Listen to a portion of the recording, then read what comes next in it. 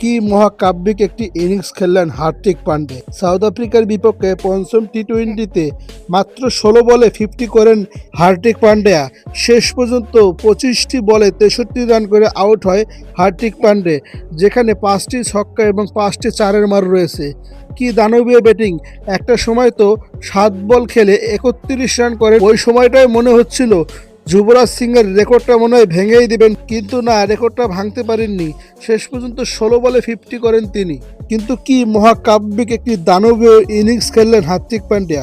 হার্দিক পান্ডিয়ার মতো ক্রিকেটাররা ক্রিকেট বিশ্বে খুব কমই রয়েছে, যে কিনা যে কোনো সময় ম্যাচের মোড় ঘুরিয়ে দিতে পারেন, ম্যাচের চরিত্র পাল্টে দিতে পারেন। একটা সময় দলের রান ২০০ হয় না, সেই জায়গা থেকে ইন্ডিয়া ২৩১ রান করে ফেলে শুধুমাত্র হার্দিক পান্ডিয়ার ব্যাটিংয়ের কারণে।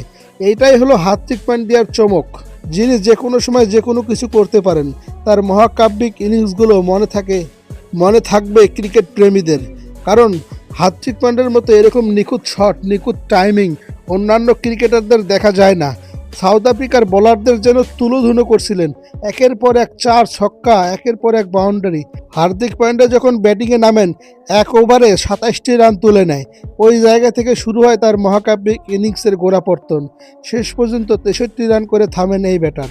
ক্রিকেট বিশ্বে যদি পেস বোলিং অলরাউন্ডার থেকে থাকে টি-20 ক্রিকেটে, সেটাই হচ্ছে হার্দিক পান্ডে। অনেকেই মনে করে হার্দিক পান্ডে হারিয়ে গেছেন, তিনি শুধু আইপিএল খেলেন, জাতীয় দল খেলেন না, কিন্তু তিনি প্রমাণ করে দিলেন তিনি কি।